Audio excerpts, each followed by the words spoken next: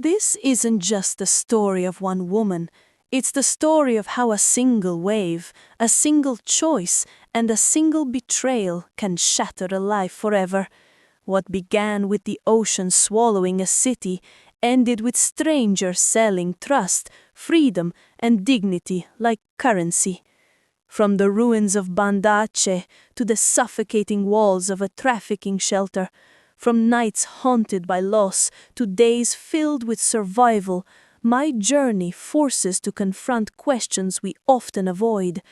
How far can suffering push a person, and how much strength does it take to start again when everything is gone? Chapter 1: Before the Waves. Do you know what it feels like to carry a story that doesn't belong only to you? A story that clings to your skin like salt from the ocean waves even years later.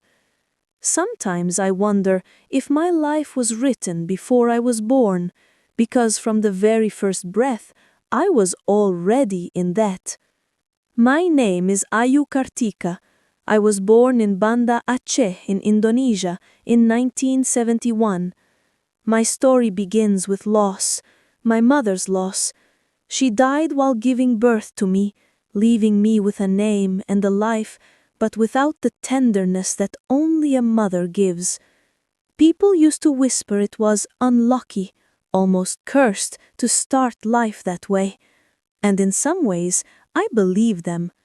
My father remarried when I was still a little girl. My stepmother entered our home with soft words and hard eyes. She had her own children later, my step-siblings, and though we grew up under the same roof, I always felt like a visitor. She treated me like a tool, useful, but never loved. My father, he loved me, I know he did, but his love was quiet, tired. He was the kind of man who avoided conflict, who lowered his head when storms came. And storms, well, in Banda Aceh, storms come often. By the time I turned 20, I had to start working. Money was always short, and in a house where I was never truly wanted, earning became my role. I got a job at the hotel bar, not glamorous, but stable. Every evening, I wiped glasses, mixed drinks, smiled at strangers, and listened to stories that weren't mine. Some of those men looked at me with eyes that wanted more, but I was never the kind of girl who turned heads. My looks were ordinary, average. You know that word, average? It sounds harmless, but it cuts. Average means you blend into the background, that no one sees you. But invisibility had its uses. I could work quietly, keep my head down, and survive. Survival, that was my specialty. But my stepmother found ways to remind me of my duty. Every payday she expected money on the table. For the house, for your siblings, she'd say, but really, it was about her comfort. And marriage? Forget it. She never wanted me to marry, because if I married, the money would stop. I wasn't a daughter to her. I was a source of income, a breathing, working, earning machine. Still, I kept going. Every night at a bar, I listened to people talk about dreams, travels, plans, and I wondered, would I ever have a dream of my own, or was my life already sold to the walls of my father's house? Then, in late 2004, the hotel announced big news.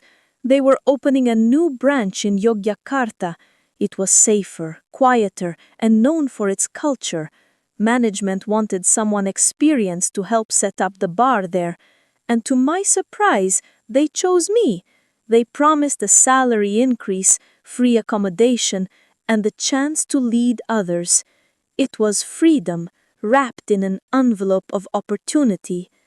But freedom isn't always easy to accept. When they offered me the offer, my heart pounded, not with joy, but with fear. Leaving Banda Aceh meant leaving my father, leaving the only place I had ever known, and deep inside, though I never admitted it, I feared that without me, my father would have no one to stand between him and my stepmother's bitterness. So I said no. I told the manager, "Thank you, but I can't leave my family." And for a brief moment, I felt relief. I thought I had chosen loyalty over ambition. But my stepmother, she had other plans. When she heard about the offer, her lips curled into something that wasn't quite a smile. "Go, Ayu," she said. "Don't be selfish. Think of your future. Think of what you can send us." Her voice was sweet, but her eyes were sharp. She wasn't asking, she was ordering. That night, I cried into my pillow. My father didn't fight for me. He didn't beg me to stay. He just sat silently at dinner, chewing slowly, his eyes fixed on his plate. And I knew my choice wasn't mine anymore. So I packed my bag, a few clothes, a photo of my father from his younger days, and the cheap necklace I had bought for myself years ago, the only gift I had ever received from me to me. When the train pulled out of Banda Aceh, I pressed my forehead to the glass and whispered goodbye to my city, to my street, to the smell of sea salt and fried bananas in the morning. I didn't know then that my goodbye was permanent. Because days later, the world cracked open. December 26, 2004. You've heard the stories, maybe you've seen the images, but unless you stood on that land, you cannot imagine it. A wall of water, taller than the sky, racing toward the shore with a roar that silenced every prayer. The tsunami devoured Banda Aceh. It erased homes, markets, mosques, schools. It erased lives. My father, my stepmother, my step-siblings, neighbors that I grew up with, gone, all gone. When the news reached Yogyakarta, I remember falling to the floor. My chest felt like it was collapsing. I couldn't breathe. I couldn't even cry. I was alive because I had been sent away. Alive because my stepmother forced me to leave. Do you know what it feels like to survive when everyone you love doesn't? It's guilt, heavy, suffocating guilt. Every day I woke up in Yogyakarta, safe in my small room, eating food, earning money, and I hated myself. Why me? Why not them? But a question haunted me even more. Did my stepmother know? Did she sense something was coming? Did she push me away because she wanted me to live, or only because she wanted my salary? I'll never know. What I do know is this: that tsunami took away not just my family, but my identity. I was no longer a daughter, no longer a sister, no longer bound by Banda Aceh. I was empty. But emptiness can be dangerous, because when you're empty, the world thinks it can shape you, use you, break you, and I was about to learn that survival is only the first chapter. Chapter 2: The Betrayal. Grief is a strange thing. It doesn't come like a wave and pass. No, grief lingers. It hides in the corners of your mind, waiting for the quiet moments to choke you. In Yogyakarta, I had safety, but not peace. The hotel gave me a room and a salary, but every time I touched my pillow, I thought of the bed in Banda Aceh where my father once slept. Every time I smelled the ocean, I thought of how the sea swallowed my family. I was alive, yes, but I was hollow. Weeks turned into months. Colleagues laughed, gossiped, planned weddings and holidays. Their lives were moving forward. Mine had frozen. I was the woman with a smile for strangers at the bar and the ocean of sorrow locked inside. It was during this time that the thought of leaving Indonesia began to grow in me. My city was gone, my family was gone, and no matter how many streets I walked, every corner reminded me of loss. I thought, maybe somewhere far away I can breathe again. That's when I remembered Rini, an old friend who had moved to Jakarta years ago. She had married a man who owned a small travel agency. She reached out when she heard about my tragedy, offering sympathy, telling me her husband could help me start over. I didn't know what start over meant, but the words lit a spark inside me. I agreed to meet him. His husband was nothing extraordinary to look at. He wore polished shoes, a crisp shirt, and carried a voice that slid into your ears like honey. He told me about Europe, the opportunities, the jobs, the life. He painted pictures in my head. "Ayu," he said, leaning forward, "you've worked in hotels for years. Do you know how much they pay in Europe? Triple, even 4 times your salary here. They always need staff. With your experience, you'd do well. You could even send money back, rebuild your life. Imagine a new beginning." His words were intoxicating. For the first time in months, I saw myself outside the shadow of the tsunami.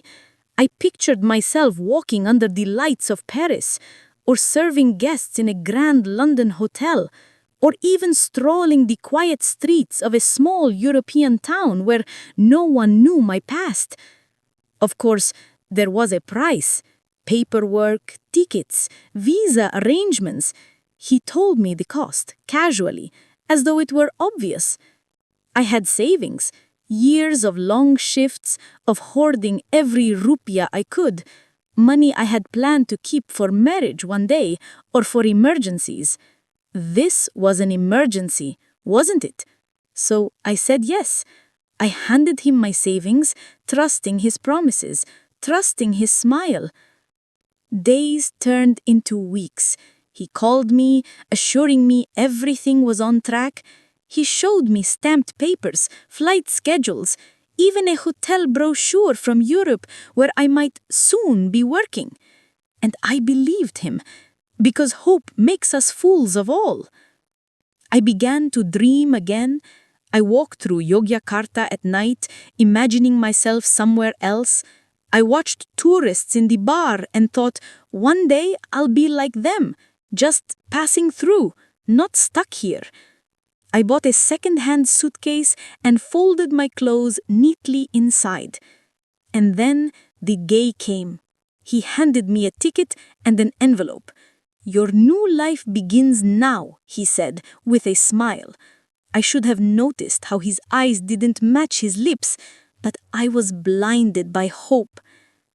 The plan was simple: travel to Jakarta, meet his contacts, and then fly to Europe. My heart was racing the entire journey. I sat on the bus with the ticket clutched in my hand, whispering to myself, "This is it, Ayu. This is your chance." But when I reached Jakarta, something shifted. At the station, 2 men were waiting. I didn't know them, they didn't dress like officials, and they didn't smile. They told me they were there to escort me. My stomach twisted. Still, I followed them. What else could I do? We didn't go to the airport. Instead, they took me to the outskirts of the city, to a house with barred windows and locked doors. My questions, "Where is the airport?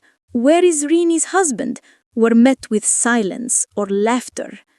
Then one of them said the words that froze my blood. "You're not going to Europe. You've been sold." Sold. I couldn't process it at first. My brain rejected it, like oil rejects water. But their faces told the truth. I had been betrayed. The money, the promises, the dreams, they were lies. Inside the house, I wasn't alone. There were other women, some young, barely more than girls, others closer to my age. Their faces were pale, their eyes vacant, a few whispered prayers under their breaths, others just stared at the walls. I tried to talk to them, but fear clamped their mouths shut. It clamped mine too. The men were cruel, but careless with their words. At night, I overheard them speaking outside the room. "This one isn't beautiful enough," one of them said, his voice sharp with disdain. "Doesn't matter. There are always buyers. If not for work, then for something else." "What's something else?" the first one asked. The answer made my blood cold. "Organs. Organs fetch good money." My body went numb, my skin prickled, my chest tightened. I wasn't a woman to them. I wasn't even a human being. I was a collection of parts, pieces to be carved and sold. That night, I lay on the thin mattress, staring at the cracked ceiling, every heartbeat louder than the last. My mind screamed, "This is how it ends. This is where I die." But somewhere beneath the terror, a spark lit inside me. That same stubborn fire that had carried me out of Banda Aceh, the voice that had whispered, "Survive." And in that locked house, surrounded by fear, I made a vow. I would escape, no matter the cost. Chapter 3. The House of Silence. When I first arrived at that place, I thought it was just another house. Walls painted white, iron gates outside, curtains drawn, nothing extraordinary. But once the door closed behind me, I understood. It wasn't a home, it was a cage. They locked me in a room, a mattress on the floor, a single bulb hanging from the ceiling. No windows I could open, only one with bars. The air was heavy. It smelled of dampness and something worse, fear. There were other women too. I saw them when they marched us through the corridor, one by one. Young faces, older faces, eyes swollen from crying. Some looked numb, as if their souls had already left, and yet no one spoke. Not even a whisper. I found out why on my second day. I tried to say hello to the girl sitting next to me during mealtime. I didn't even get her name out. Before my voice could form a word, a guard stormed in. He grabbed her, dragged her away. The sound that followed? Pause. I can still hear it. A slap, maybe more. When she returned, she didn't look at me. She didn't look at anyone. Her eyes were red, her lips trembling, but she stayed silent. That was my warning. We were not allowed to talk. And so silence became our prison within the prison. Imagine that. Dozens of women in one house, yet it felt like standing alone in a desert. No comfort, no sharing, no chance to hear another heartbeat besides your own. Days bled into nights. The guards brought trays of food at the same time, every time. Rice, sometimes watery soup, enough to survive, never enough to feel human. They checked the locks, paced the hallways. Boots stomping, keys rattling. It was like living under the shadow of an execution that never came. But I couldn't let my spirit rot. I refused.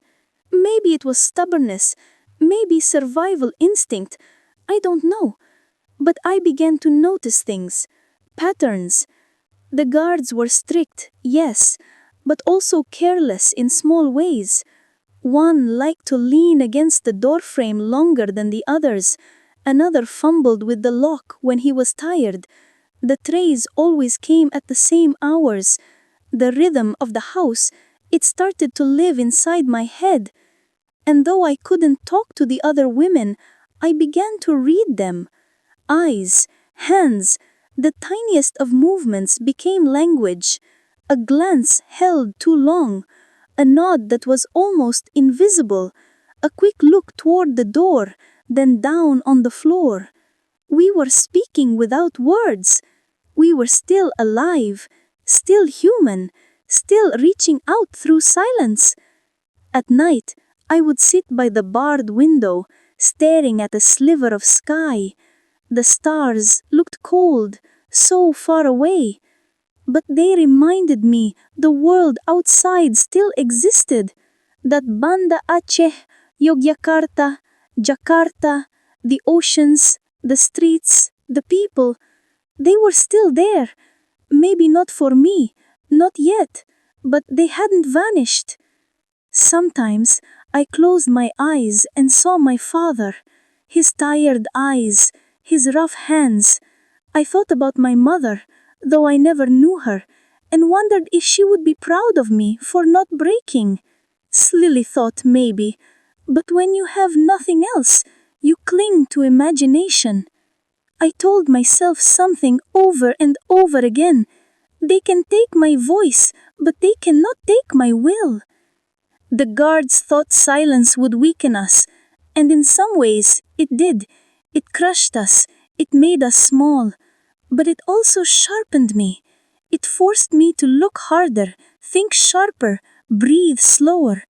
It turned every detail into a clue.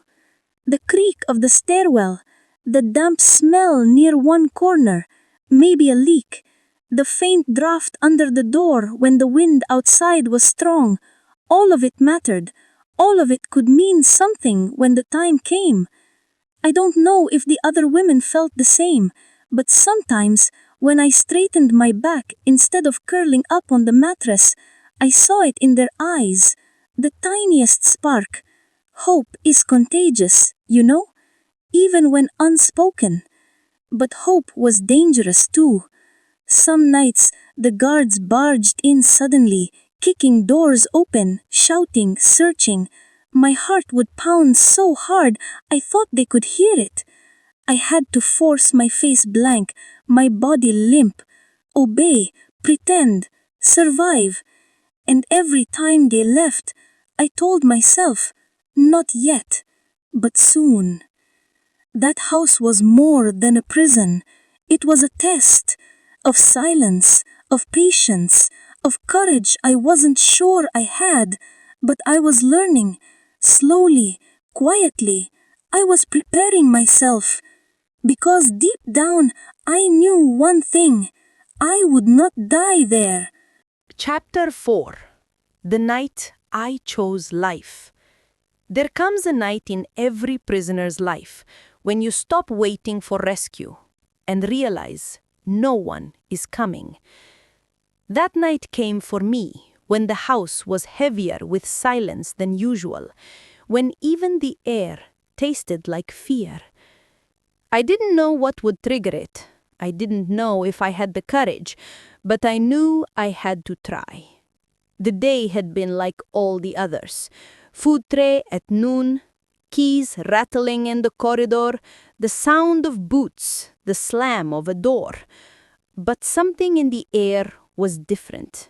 The guards were restless, snapping at each other in their rough voices. Something had unsettled them. I noticed it, tucked it away in my mind like a secret weapon.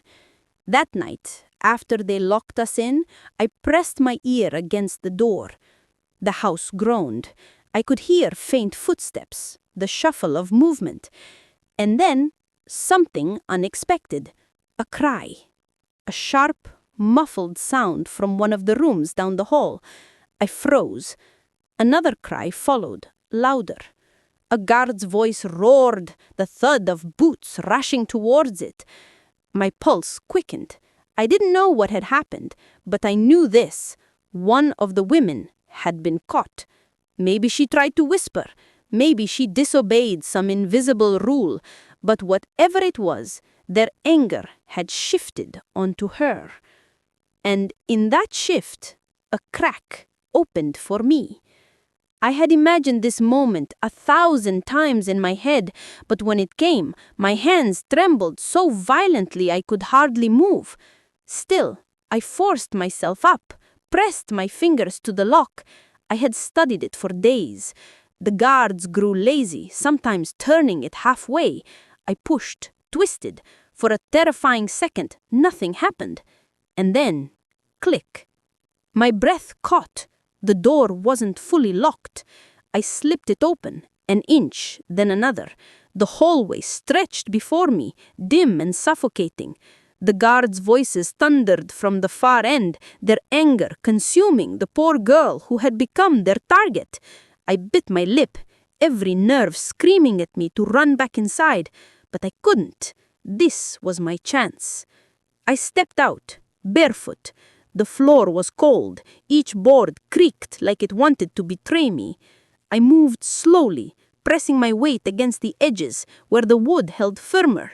My father had taught me that once when we tried not to wake my stepmother late at night. Who would have thought such a small lesson would one day save me? The cries from the other room grew louder, sharper. My stomach twisted. Guilt clawed at me. She was suffering while I was using her pain as my cover. I wanted to run to her, to fight for her. But what could I do? Empty hands against armed men? No, I whispered in my heart. I am sorry. I will live for you. Step by step, I reached the end of the corridor. A narrow staircase led down, and beyond it, a door faintly illuminated by streetlight seeping through the cracks. My escape! I crouched low, inching down the stairs. Every step felt like an eternity. My breath was shallow, my chest tight. And then, it happened. One of the guards turned the corner below. I froze. His shadow stretched across the floor. My heart slammed against my ribs so loudly I was sure he could hear it. He muttered something under his breath, scratched his neck, and walked past, heading towards the noise. The second his shadow disappeared, I moved, fast, silent, desperate. My hand reached for the bottom lock of the door, rusted metal. I twisted. It jammed. My palms grew slick with sweat. Behind me, the shouting swelled, the guard boots stomping closer again. Please, God, please! I twisted harder. The lock scraped, groaned, and gave. The door opened creak just enough. I slid through, pulling it shut softly behind me. The night air hit me like water to a drowning soul, cool, sharp, alive. For the first time in weeks, I breathed without chains. But freedom wasn't simple. Not yet. The house sat on a deserted lane, tall walls looming around it. I pressed my back against a wall, scanning for a way out. Barbed wire crowned the gates. My chest tightened. No ladder, no rope, just me, my bare feet, and a wall meant to trap. And then I remembered. The damp smell upstairs, the leak. If there was weakness inside, there had to be weakness outside. I crept along the wall, my hands grazing the rough cement, my ears strained for sound. Guards, dogs, engines. Nothing yet, just my own heartbeat. And then I found it. A patch where the cement had cracked, where water had left dark stains. The wall was weaker there. I dug my fingers into the grooves, pulling myself up. My arms screamed, my feet slipped, but adrenaline carried me higher. Halfway up, I glanced back. A guard had stepped outside, cigarette glowing between his fingers. My stomach dropped. He hadn't seen me. Not yet. I pressed myself flat against the wall, holding my breath until my chest burned. The guard exhaled smoke, cursed at something, and went back inside. That was my chance. I pulled again, skin tearing against the cement. Finally, my hand hooked the top edge. I swung my leg, barbed wire slicing into my ankle. Pain shot through me, hot and sharp, but I didn't stop. I dragged myself over, ignoring the blood, the sting. And then, I was on the other side. I landed hard on the ground, knees buckling, palms scraped raw. But I didn't care. I was outside. I was free. For a moment, I lay there, in the dirt, trembling, tears burning my eyes. But then the reality sunk in. They would notice. They would come. So, I stood. My legs wobbled, but I forced them forward. One step, another, faster, running barefoot through the night, the world around me a blur of shadows in silence. Every breath I took, I thought they were behind me. Every sound of wind felt like pursuit. But I kept going, because stopping meant death. That night, I chose life. And life meant running. Chapter 5. Ashes and Dawn. I don't remember how long I ran that night. It felt like hours. My feet tore open on stones and broken glass. My body screamed at me to stop, but I didn't dare. Stopping meant they would catch me, drag me back inside that house of silence, and this time, pause. This time, I knew I would never escape again. The streets were empty, shadows stretching long under flickering lamps. I ducked into alleys, pressed my back against walls whenever headlights passed. Every sound was a threat. Every figure in the distance looked like a guard. I was shaking, blood dripping from my ankle where the barbed wire had cut deep. I was free, but I was hunted too. For a while, I didn't even know where I was. Just another anonymous neighborhood with shuttered shops and dark houses. My heart pounded in my chest like a drum. I wanted to collapse, to sleep right there on the pavement, but survival whispered in my ear, "Keep moving, Ayu, keep moving." At last, I stumbled onto a busier street. A small warung, an all-night food stall, was still open, the owner yawning behind the counter. I must have looked like a ghost, hair tangled, clothes dirty, blood on my legs. His eyes widened as he saw me. "Buck, are you okay?" he asked cautiously. My voice broke. "Please, help me. They will kill me." He frowned, suspicious. I could see him calculating.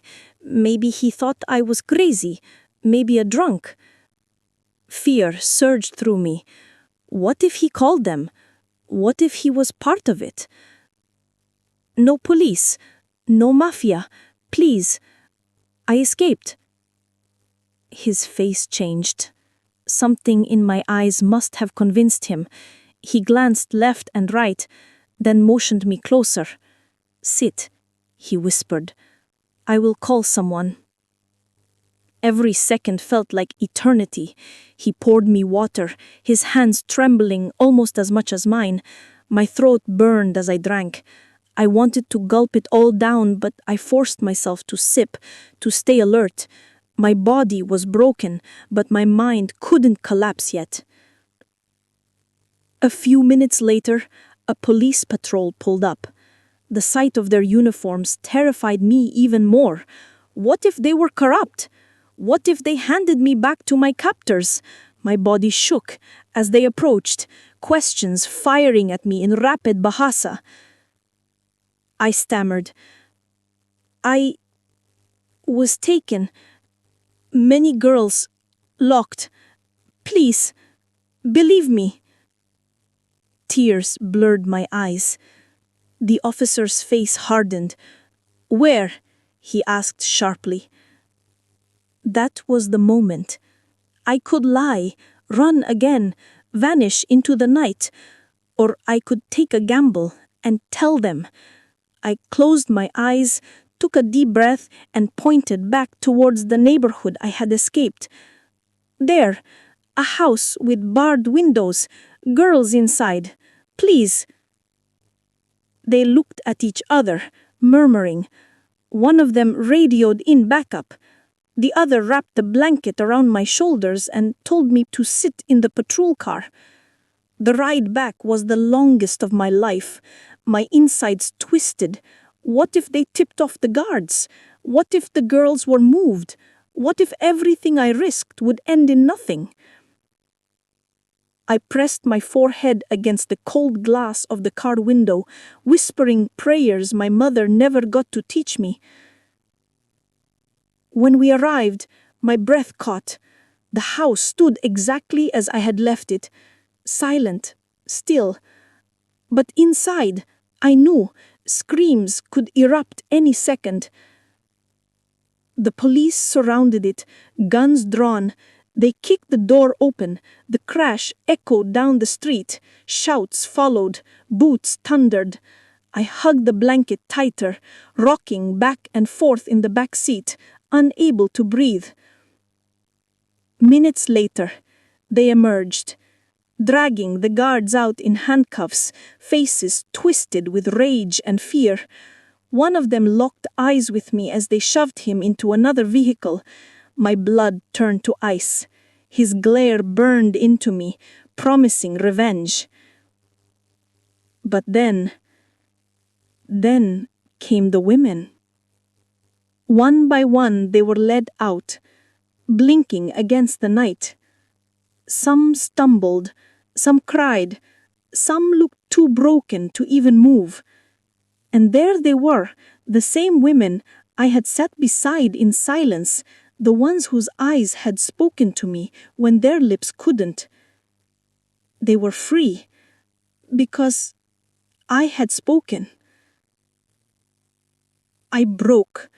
Tears poured down my face, uncontrollable. Relief, guilt, triumph, grief, all at once. The girl who had been beaten the night before clung to one of the officers like a child, sobbing into his chest. I wanted to run to her, to tell her I was sorry for leaving her behind, but I couldn't. My body wouldn't move. I was a statue of salt and tears. Later, at the police station, the truth came out in fragments. The women had been kept as commodities. Some were destined to be sold abroad, some for prostitution, some, like me, for their organs. My stomach lurched when I heard that. That close I had been, that close to vanishing forever. The worst part? Many had already been taken before me, shipped away, lost to another corner of the world. We couldn't bring them back. That reality cut deep. Freedom was not complete. Justice was not whole. But for those still in the house, there was a dawn. They would see the sky again. The police kept me for hours, asking for details, addresses, names, descriptions. I gave them everything I remembered, every boot, every smell, every careless mistake of the guards. My words became weapons now, carving a path toward punishment. When the police finished their statements, I sat in the corner of the station, my body shaking from exhaustion. The adrenaline was gone now, and what remained was pain, throbbing in my wrists, burning in my legs, a deep ache inside my chest. I had nothing with me. No bag, no clothes, no money.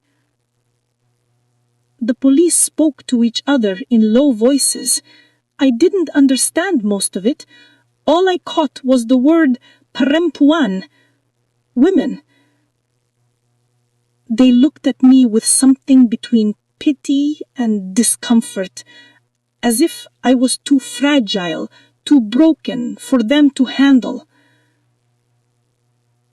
As dawn broke, a woman, Ibu Rahayu arrived at the station. No uniform, just a blue scarf and a folder. Her kind face held heavy eyes. She'd seen too many like me. The police, unsure what to do, had called her. I wanted to resist her help, reject pity, but exhaustion won. When she offered her hand, I took it. She brought me to a shelter, small, crowded, with creaking beds and peeling walls, but the door locked from the inside, our lock. The women there, like me, were scarred, silent, barely breathing. I collapsed onto a thin mattress, still in my torn clothes, staring at the cracked ceiling. This isn't freedom yet, but it's the beginning. And it was. Months passed. The shelter grew less terrifying, but never less crowded. Women came and went, some tricked with false jobs, some sold by those they trusted, others snatched from buses. Their stories echoed mine, reminding me I wasn't alone in pain or survival. Yet the question lingered. What now? Banda Aceh was gone, my family lost to the waves, my past buried under ruins. With only hidden savings and fragile hope, I asked Ibu Rahayu if leaving Indonesia was possible. Difficult, she warned, but not impossible. 2 years followed. Paperwork, interviews, odd jobs through the NGO. At last, a door opened, a humanitarian visa. Chapter 6. The Weight of Freedom. Even now, after years in the United States, there are nights when the ocean still finds me. I close my eyes and hear it, the roar of water slamming into earth, the sound of houses cracking like matchsticks, the screams that vanish into silence. I see my father's house sinking under the waves, my stepmother's voice swallowed whole, the faces of neighbors disappearing in the tide. And in those dreams, I am still standing on the shore, helpless, watching it all drown. The tsunami did not just take my city. It took the ground beneath my feet. Everything that happened after, every wound, every cage, every escape began with that wave. It is my first ghost. It will be my last. But there are other ghosts too. Rini, the so-called friend. Her husband, the travel agent who promised me a new life and sold me into chains instead. I thought justice would catch them. I prayed it would. For a while, I believed the police might bring them to court, but they fled before the net closed. Word reached me later, whispered through NGO workers, that they had vanished into Dubai, safe in another world of money and shadows. That betrayal still stings more sharply than the wave. The tsunami was nature. Rini was choice. Sometimes, in therapy, I am asked, do you hate her? I don't know the answer. Hate is heavy, and I have carried enough weight already. But I will never forgive her. Not for what she did to me. Not for the others who never made it back. The long road of healing. Here in America, my life looks ordinary on the outside. I work, I pay rent, I laugh sometimes. I even dance when music fills the air. But inside, I am still rebuilding. Therapy is not magic. It is not a pill you swallow and suddenly the nightmares stop. Healing is slow, like learning to walk again after drowning. There are days I sit in the therapist's office and can barely speak. Just silence, just shaking hands. And there are days I talk for hours, words spilling out like the flood that once swept my city. The therapist always reminds me, Ayu, you are not broken. You are scarred, and scars are proof you survived. I hold on to that. The lens of my story. When I look back, my story is not a single tragedy, nor a single triumph. It is layers of both. A city drowned by water, a girl betrayed by greed, a woman locked in a house, and then freed by chance, courage, and desperation. If there is a lens to see all of this through, it is survival. Not the clean kind, not the heroic kind, but the messy, aching survival that demands you keep breathing, even when you don't want to. The tsunami taught me that life can vanish in an instant. The trafficking taught me that evil often wears familiar faces. But my survival taught me this: silence is the greatest prison. Speaking, telling this story, even now, is how I keep the waves from pulling me under again.